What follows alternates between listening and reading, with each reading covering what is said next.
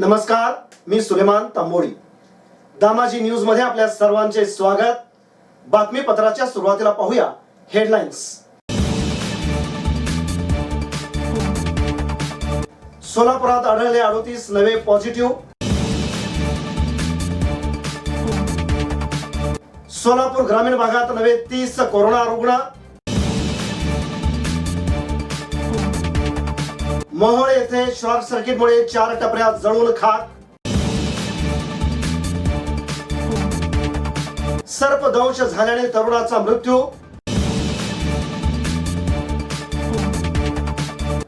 मंगळवेढ्यात नियम मोडणाऱ्यावर पोलिसांची कारवाई सुरू.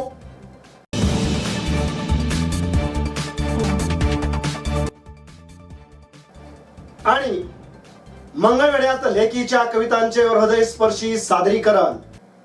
आता पाहूया सविस्तर बातमीपत्र. सोलापूर शहर परिसरात कोरोना बाधित रुग्णांची संख्या दिवसेंदिवस वाढत चालली असून अनलॉक सोलापूरमध्ये वाढणारी संसर्गजन्य रुग्णांची संख्या आणि मृत्यूचा दर प्रशासनाची आणि सोलापुरातील नागरिकांची चिंता वाढवत आहे. या पार्श्वभूमीवर कडक संचारबंदी लागू करावी अशी मागणी जोर धरत आहे. त्यास काही राजकीय पक्षांनी विरोध दर्शवला आहे. सोलापूर महानगरपालिका क्षेत्रामध्ये मंगळवारी 271 वैद्यकीय अहवाल प्राप्त झाले. त्यापैकी 233 अहवाल निगेटिव्ह आले असून 38 अहवाल पॉझिटिव्ह आले आहेत. यात 23 पुरुष तर 15 महिलांचा समावेश होतो. मंगळवारी 47 प्रलंबित अहवाल असल्याची माहिती सोलापूर महापालिकेच्या वैद्यकीय अधिकाऱ्यांनी दिली आहे. मंगळवारी 39 बाधित व्यक्ती बऱ्या होऊन घरी गेल्या आहेत. मंगळवारी 5 जणांचा मृत्यू झाला असल्याची नोंद करण्यात आली आहे. शहरात आजपर्यंत पॉझिटिव्ह असलेल्या बाधित रुग्णांची संख्या 2852 इतकी आहे. तर आजपर्यंत एकूण 282 जणांचा मृत्यू झाला आहे. रुग्णालयातून उपचार घेत असलेल्या रुग्णांची संख्या 1095 इतकी आहे. तर रुग्णालयातून बरे होऊन घरी गेलेल्या व्यक्तींची संख्या 1475 इतकी लक्षणीय आहे. सोलापूर जिल्ह्यातील ग्रामीण व नगरपालिका क्षेत्रात मंगळवारी नवीन 30 रुग्णांची भर पडली आहे. जिल्ह्यातील ग्रामीण भागात एकूण रुग्णसंख्या 587 झाली असून आजपर्यंत 27 जणांचा मृत्यू झाला आहे. त्यात 20 पुरुष तर 7 महिलांचा समावेश होतो. जिल्हा आरोग्य अधिकारी यांनी दिलेल्या माहितीनुसार सोलापूर जिल्हा ग्रामीण भागात एकूण 270 अहवाल प्राप्त झाले असून त्यात 240 निगेटिव्ह तर 30 पॉझिटिव्ह रुग्णांचा अहवाल मिळाला आहे. यात 17 पुरुष तर 13 महिलांचा समावेश होतो. तर मंगळवारी 1 जणांचा मृत्यू झाल्याची माहिती देण्यात आली आहे. दिलासादायक बाब म्हणजे मंगळवारी 18 बाधित रुग्णांना बरे झाल्याने घरी सोडण्यात. मोहोळ शहरातील मोबाईल गल्लीतील 4 टपऱ्यांना 7 जुलै रोजी पहाटे 2:30 वाजण्याच्या दरम्यान शॉर्ट सर्किटमुळे आग लागली. यामध्ये 42,000 रुपयांचे साहित्याचे नुकसान झाल्याची मोहोळ पोलीस ठाण्यात नोंद करण्यात आली आहे. तर तलाठ्याने मात्र एकूण 8 लाखांच्या जवळपास नुकसान झाल्याचा पंचनामा पुढील कारवाईसाठी पाठवला आहे. मोहोळ येथील छत्रपती संभाजीराजे चौकात औदुंबर वाघमोडे यांचे अहिल्या मोबाईल शॉपी, शांतिकुमार अष्टूळ यांचे पेंटर काम व रेडियम आर्टचे, तानाजी गवळी यांचे रोहिदास बॅग व कुशन मेकर, अमोल सुतार यांचे अमोल इलेक्ट्रॉनिक्स अशा छोट्या टपऱ्या आहेत. दिनांक 7 जुलै रोजी रात्री 2:30 वाजण्याच्या दरम्यान शॉर्ट सर्किटमुळे आग लागल्याची माहिती टपऱ्यांच्या मालकांना कळाली.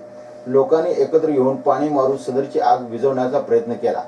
या आगीमध्ये 4 टपऱ्यातील मोबाईल शॉपी दुकानातील संगणक, बॅटरी इन्व्हर्टर, 2 हॉटगन मशीन, दुरुस्ती करता आलेले मोबाईल व इतर साहित्य, फर्निचर, रेडियम कटर, 1 संगणक, बॅटरीसह इन्व्हर्टर, फर्निचर, शिलाई मशीन, बॅटरीसह इन्व्हर्टर, CCTV कॅमेरे, फर्निचर, सर्व प्रकारच्या बॅग जळून खाक झाल्या. तर इलेक्ट्रॉनिक दुकानातील पंखे, छोटे कूलर, इलेक्ट्रिकल साहित्य आदी विळख्यात सापडले. त्यामुळे या 4ही दुकानांचे मोठ्या प्रमाणात नुकसान झाले.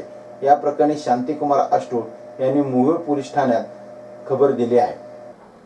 सर्पदंश झाल्याने शंकर लक्ष्मण वाघमारे वय 26 राहणार लोणार तालुका मंगळवेढा या तरुणाचा उपचारादरम्यान मृत्यू झाला. ही घटना 5 जुलै रोजी लोणार येथे घडली. नवी इंदापूर तालुका माणगाव जिल्हा रायगड येथील संतोष लक्ष्मण वाघमारे व त्यांचा भाऊ शंकर लक्ष्मण वाघमारे हे दोघे जण कुटुंबासमवेत लोणार तालुका मंगळवेढा येथे वास्तव्यात आहेत. शेतालगतची चिलारीची झाडे तोडून कोळसा तयार करण्याचे काम करीत आहेत. दिनांक 6 जुलै रोजी रात्री 10च्या सुमारास शंकर वाघमारे यांच्या उजव्या पायाला झोपेतच सर्पदंश झाला. सुरुवातीला आयुर्वेदिक उपचार केले, मात्र जास्त प्रमाण होत असल्याने शंकर यांना उपचारासाठी सांगोला ग्रामीण रुग्णालयात दाखल केले. त्यावेळी डॉक्टरांनी तपासणी करून केली असता तो मयत झाल्याचे सांगितले. या प्रकरणी संतोष वाघमारे यांनी सांगोला पोलीस ठाण्यास खबर दिली आहे. कोरोनाच्या पार्श्वभूमीवर जिल्हाधिकाऱ्यांनी लॉकडाऊन अधिक कडक केल्यानंतर मंगळवेढा पोलिसांनी नियम मोडणाऱ्या विरुद्ध धडक मोहीम उघडली असून त्यांनी मंगळवारी एकूण 203 केसेस करून तब्बल 27,850 रुपयांचा दंड वसूल केला आहे. चौकात चौकात नाकाबंदी करून पोलिसांनी मास्क न वापरणाऱ्या एकूण 192 इसमाकडून 19,200 रुपये, प्रवासी मर्यादेचे उल्लंघन करणाऱ्या 2 चाकी 5 वाहनांकडून 2,500 रुपयांचा दंड, 3 चाकी एका वाहनाकडून 500 रुपये तर 4 चाकी 3 वाहनांकडून 1,500 रुपयाचा दंड वसूल केला. तसेच मोटार वाहन अधिनियमानुसार एकूण 13 केसेस करून 4,400 रुपयाचा दंड वसूल करण्यात आला आहे.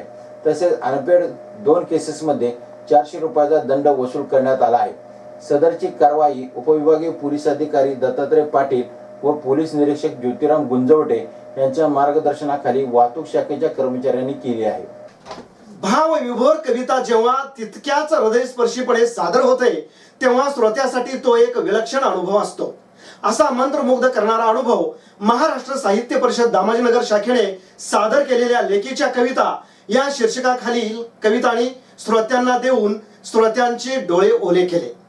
स्वाभिमानी छवातून गेली 3 महिने लेखीच्या कविता या सदरात कवी प्रकाश जडे व त्यांच्या शिष्या सुषमा सुतार यांच्या बाप लेखीचे भावविश्व उघडणाऱ्या कविता प्रकाशित होत आहेत.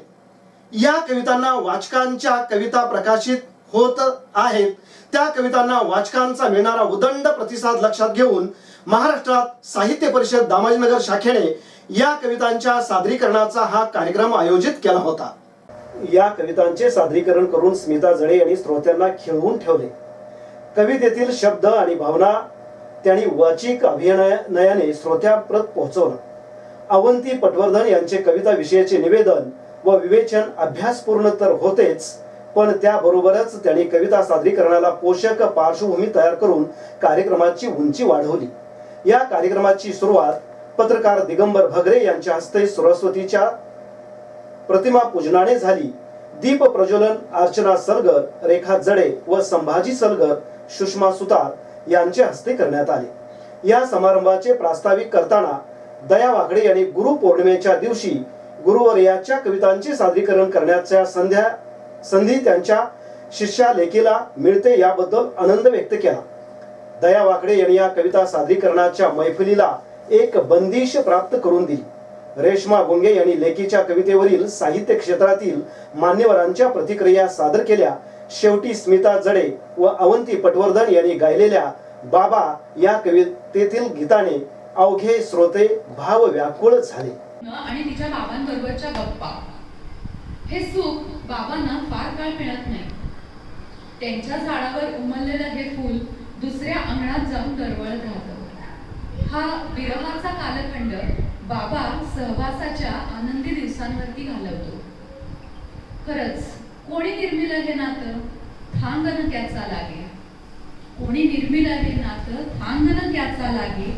बापास मात्र वाटे लेक माझी की मृग जळते, लेक माझी की मृग जळते.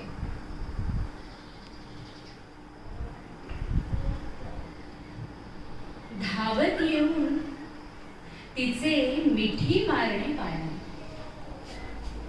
धावत येऊन तिचे मिठी मारणे पायाला आणि तसेच चिठवून राहणे. कसे सांगावे तिचे पोरी, हे सुख फार दिसायचे दिसते. झाडाला येते फूल, झाडाला येते फूल, रंग रूप किती वेगळे. रंग मुळातले मग शोधत राहतो पानावरचा दवबिंदू. परत जाताना ती तिच्या घरी अबोल असते, परत जाताना ती तिच्या घरी अबोल असते. तरी वळणावर हाक मारण्याचा आभास होतो. बापाच्या ललाटी लिहिलेला असतो विरह पोरीचा, बापाच्या ललाटी लिहिलेला असतो विरह पोरीचा. सहवासाचे दिस ठरलेले थांबत नाही काटा काळाचा. कळत नाही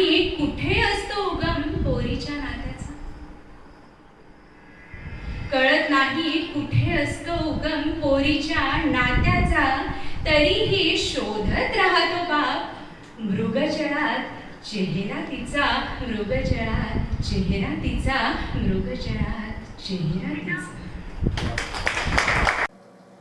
हे होतं आजचं बातमीपत्र.